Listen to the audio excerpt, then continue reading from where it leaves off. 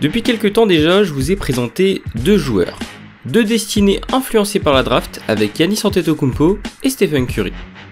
Il est vrai que ce sont deux exemples hyper flagrants de joueurs qui avec du recul auraient pu être choisis bien plus haut que ce qu'ils n'ont été. Aujourd'hui, on s'attaque à un autre gros morceau dans le genre avec The Claw, Kawhi Leonard.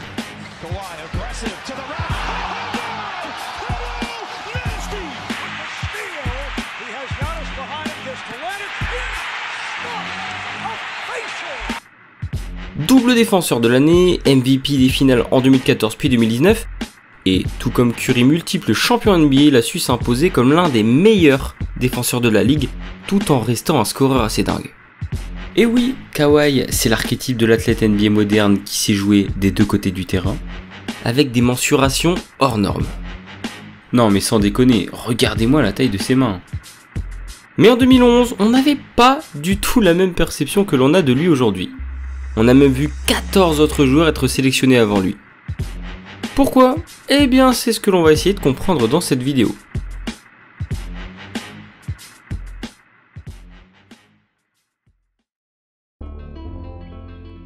Premier choix de cette draft, Kyrie Irving. Parmi la liste, c'est sûrement l'un des joueurs les plus forts qu'on va retrouver. Une sélection mûrement réfléchie par le front office des Cavs qui devait à tout prix compenser le départ de LeBron James, qui avait filé en Floride un an plus tôt. Ouais, c'était douloureux de se farcir toute la saison 2010-2011. L'objectif ici était plutôt de redonner de l'attractivité à ce petit marché qui n'avait absolument aucun intouchable dans l'effectif. Mis à part peut-être Anton Jamison qui était plus sur sa fin de carrière, on va pas se mentir, pas de grand talent à se mettre sous la dent. Donc bon, on n'avait pas le moindre doute sur qui serait le premier appelé par David Stern. 11 matchs à l'université seulement et Irving faisait déjà tourner toutes les têtes. Scoreur impressionnant et surtout avec un profil capable d'amener tout de suite un plus à Cleveland, c'est sans contestation que Kyrie s'est retrouvé à cette place. On ne peut pas dire que l'avenir va contredire cette décision, 10 ans après c'est toujours un monstre. Bagué en 2016, en route peut-être pour un second sacre, l'armoire à trophées commence à se remplir. Derrick Williams, c'est le garçon que l'on va retrouver en tant que deuxième choix. Je pense que sa carrière est totalement éclatée par rapport à ce que l'on pouvait attendre de lui en débarquant dans la ligue. Il a un temps été dans la course au first pick et il faut dire qu'il avait des arguments solides. À l'université, il a sauvé à de nombreuses reprises son équipe des Wildcats de l'Arizona et a fait des performances hors normes lors du tournoi NCAA. Juste comme ça, hein. Il a éliminé les Blue Devils de Duke, emmené par un certain Kyrie Irving justement, en inscrivant 32 points et 13 rebonds. Malheureusement, il n'ira pas au bout de cette aventure, mais le potentiel est certain selon les recruteurs. Si bien que même si Minnesota a déjà deux de ses meilleurs joueurs au même poste que lui, avec Michael Beasley et Kevin Love, ils vont tout de même décider de le prendre. Son côté athlétique pouvait le rendre très excitant, mais au final, ce ne sera qu'une grosse déception. 4 équipes en 5 ans, un passage éclair du côté des Lakers en 2018 et depuis de multiples aventures en Europe. Sa meilleure saison restera un 12,5 rebonds, pas fameux. Si on s'intéresse au choix Kawhi, pareil, il était un peu sur les mêmes postes que Beasley et allez, pourquoi pas Love, mais le principal n'est pas là. Ce qui a fait sa force, c'est le temps qu'il a eu pour se développer. Je pense qu'il n'aurait jamais pu grandir aussi bien que ce qu'il a fait dans un environnement sain comme celui des Spurs. Minnesota n'est pas spécialement réputé pour faire éclore des jeunes pousses.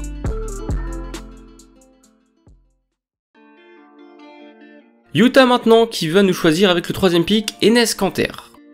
On ne peut pas vraiment parler d'échec au vu de sa carrière. Le géant turc reste un pivot éboueur sympa qui n'aura jamais su montrer tous les espoirs qu'on avait mis en lui. Son passage au Jazz ne restera pas dans toutes les mémoires et sûrement pas dans la sienne, car dès son arrivée à OKC en 2015, on a senti comme une réelle animosité entre lui et les supporters. Lui qui aurait dû aller à l'université aux États-Unis mais qui va finalement rester en Europe, ne sera jamais à la hauteur de ce que l'on attend pour un 3ème choix. Cela signifie quand même que Utah a décidé de faire l'impasse sur Kawhi. Le secteur intérieur était pourtant déjà bien fourni avec Al Jefferson, Paul Millsap ou encore Derek Favors, donc bon, pourquoi pas Leonard ? Selon moi, à part d'autres raisons que l'on va évoquer par la suite, c'est surtout qu'il croyait dur comme fer au projet Gordon Hayward sélectionné un an plus tôt. Au vu de la qualité de l'effectif, on avait certes pas de superstar mais de réelles possibilités pour rejoindre les playoffs avec l'ajout d'un gros joueur en plus. Pas sûr qu'un projet long terme comme Kawhi était de toute manière la meilleure solution. Deuxième pick dans le top 10 pour Cleveland, qui va récupérer avec le choix numéro 4, Monsieur Tristan Thompson. Dieu sait qu'il a été critiqué pendant ses 9 saisons dans l'Ohio, mais il a été plus qu'utile durant les runs de playoff avec LeBron. Au niveau du jeu, ses stats n'ont clairement jamais été impressionnantes. 2 petites saisons en double-double avec assez peu de points de moyenne, mais surtout un nombre de blocs par match très inférieur à ce que l'on attend d'un pivot NBA. Ce qui fait mal avec lui, c'est qu'il a été choisi bien plus haut que ce qui était attendu. J'ai évidemment fait mes petites recherches et parmi tout un tas de mock draft de l'époque, souvent on oscillait entre les places 8 et 15, donc rien à voir avec le 4ème choix. Ce qu'il faut garder à l'esprit encore une fois, c'est que les Cavs avaient des besoins partout, et on pouvait vraiment voir n'importe qui arriver là-bas car le jeune en question allait avoir du temps pour se développer. C'est surtout ça qui fait mal, car Kawhi aurait clairement pu rentrer dans ce projet de reconstruction. Et à terme, on aurait pu avoir un combo tout simplement effrayant avec LeBron, Kyrie, Kevin Love et Kawhi. Bon, je vous l'accorde, ça tient plus du rêve qu'autre chose.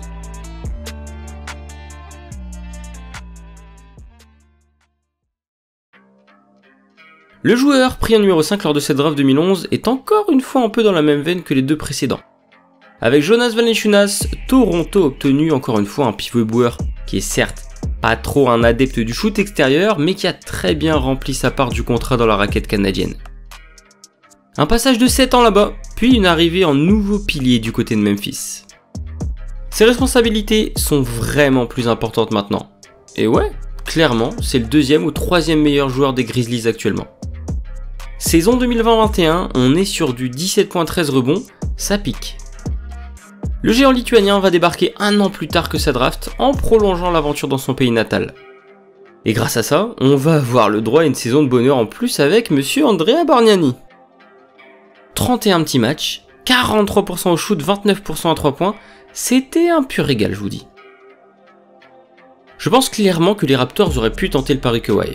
Tu gagnes peu, tu développes un DeMar DeRozan où clairement le potentiel crève les yeux, et puis tu n'es pas bien fourni en ailier.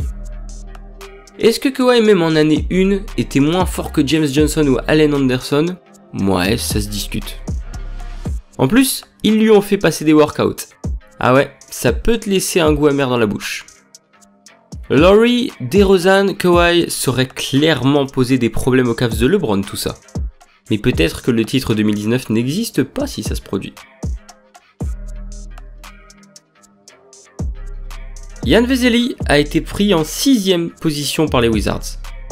Bon bah, je ne surprends personne si je dis que je ne me souviens même pas l'avoir vu sur un terrain. Le Tchèque avait un côté athlétique hyper impressionnant où l'on a cru voir un partenaire de pick and roll idéal pour John Wall. Un peu un Blake Griffin européen si on veut trouver un comparatif.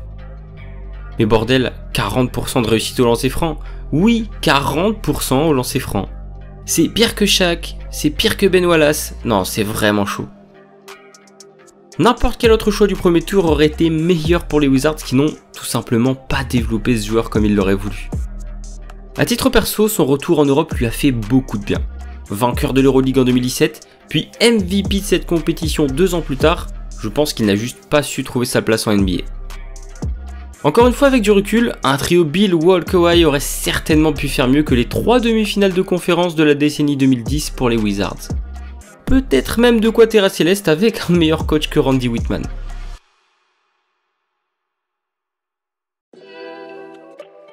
Drafté en 7ème position, Bismack Biyombo. D'abord choisi par les Kings, puis envoyé aux Bobcats, son manque cruel de capacité offensive était déjà identifié dans tous les scouting reports avant la draft. Et pourtant, il a été choisi assez haut. Faudra m'expliquer pourquoi, quand t'as le 26e rating offensif de la NBA, tu persistes à vouloir prendre un défenseur supplémentaire.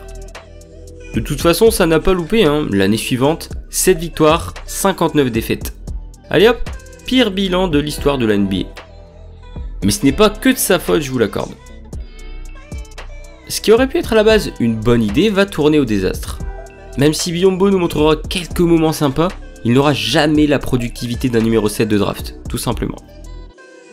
Prendre Leonard pour les Kings aurait pu s'avérer payant, mais encore une fois, la capitale californienne a raté un gros joueur qui aurait changé l'histoire de sa franchise. Habitué, j'ai envie de vous dire. Avec Boogie Cousins, Isaiah Thomas, Tyreke Evans, même par la suite Rudy Gay, bah franchement ça aurait eu de la gueule. Bon, par contre niveau ego, on est tout en haut.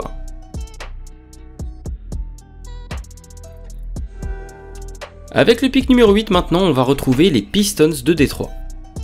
Les 7 premières saisons de Brandon Knight ont en fait été pas trop mal. Une montée en puissance au niveau des stats, et une arrivée à Phoenix remarquée qui l'a fait basculer avec un tout autre statut. Malheureusement, c'est un peu tout ce qu'on verra de lui.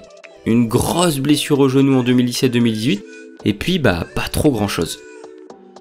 Houston, Cleveland, un retour à Détroit, mais avec toujours une réussite au shoot désastreuse.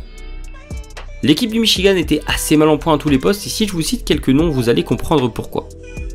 Rodney Stuckey, Greg Monroe en franchise player, Tayshaun Prince et Richard Hamilton qui étaient vraiment vieillissants. Ah, c'est dur de jouer avec ça. Kawhi dans cet effectif aurait eu grave le temps de développer son jeu, mais à lui seul je ne pense pas qu'il aurait été capable de changer l'avenir des Pistons. Drummond n'était pas là et il n'explosera que 3-4 ans plus tard.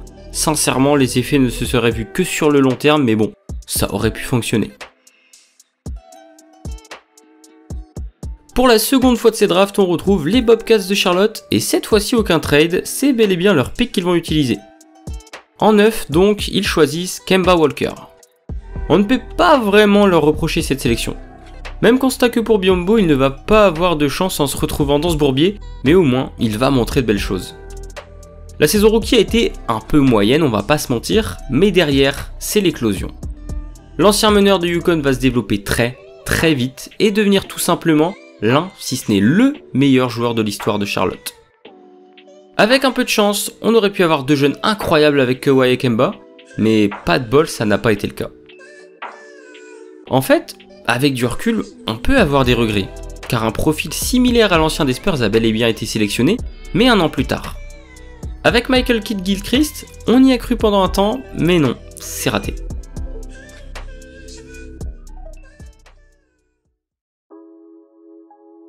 Numéro 10 désormais, Jimmer Fredette. Impliqué dans le trade avec Biyombo, il est d'abord drafté par Milwaukee puis envoyé aux Kings. Et comment dire, ça n'a jamais fonctionné.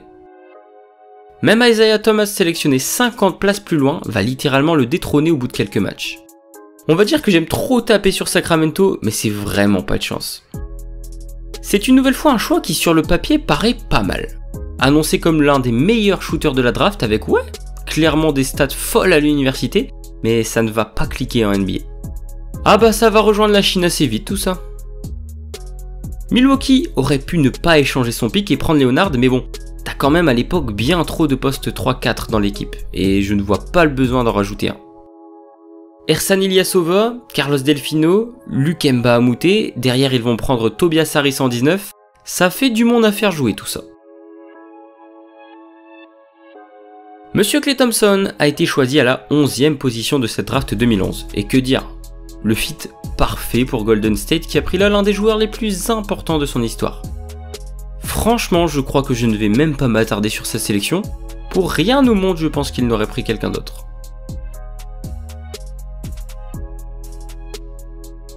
On se rapproche tout doucement de la place 15 et là, vraiment on peut coller l'étiquette de bon gros perdant aux franchises qui vont suivre. Utah tout d'abord qui en 12 a sélectionné Alec Burks. Un scoreur de sortie de banc plutôt adroit à distance, mais qu'on se le dise, il n'a jamais été considéré comme une option prioritaire là où il est passé. On a assisté à une belle montée en puissance lors de ses 3 premières saisons, puis c'est la blessure. Utah n'a pas souhaité le conserver. Et depuis 6 villes visitées en 3 ans, on peut dire que son profil convient bien au trade. Cette année, il a trouvé un point de chute au Knicks avec vraiment un rôle très important dans l'équipe. Et certes, ce n'est pas que grâce à lui qu'ils ont réussi à finir 4ème de la conférence Est, mais ces 13 points de moyenne ont bien aidé à leur réussite. Comme je l'ai dit plus tôt, le Jazz cherchait à combler des postes un peu faibles dans leur effectif, mais Utah peut vraiment avoir des regrets d'être passé à côté de Kawhi avec 2 picks dans le top 15.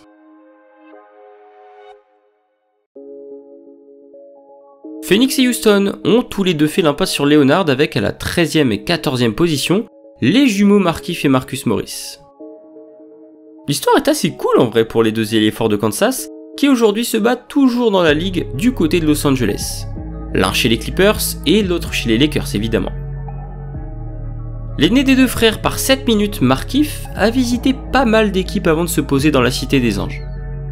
Phoenix, Détroit ou encore Washington ont vu passer dans leur rang un scoreur sympa qui est bon dans plusieurs compartiments du jeu sans pour autant exceller quelque part. Marcus de son côté a suivi la même trajectoire mouvementée mais il a été bien plus responsabilisé avec 80% de ses matchs joués en tant que titulaire depuis 2015. Son passage du côté de Boston puis plus récemment à New York a été plutôt remarqué, assez pour que nos amis des Clippers lâchent un petit pic de draft pour le récupérer. Est-ce que pour autant on peut considérer qu'il s'agissait de meilleurs choix que Kawhi? Bah vraiment pas. Et puis là, on est exactement sur les mêmes postes. Non, franchement, les Suns et les Rockets ont un peu loupé une occasion en or. Même si tu peux te consoler car tu as eu Harden l'année suivante dans le Texas, les deux ensemble auraient vraiment pu faire quelque chose. Et puis côté Phoenix, ils commencent seulement à voir la lumière au bout du tunnel, 10 ans après.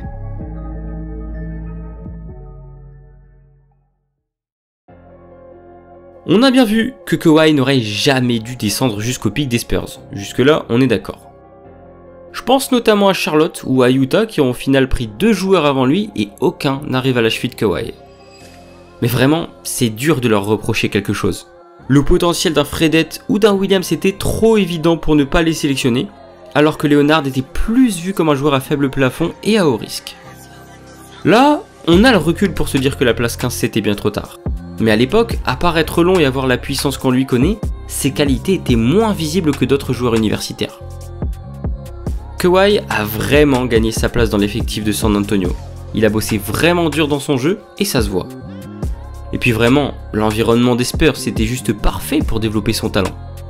Sans Pop aux commandes et d'autres joueurs qui ont pu le guider vers les sommets, il n'aurait probablement jamais eu la carrière incroyable qu'il continue de faire.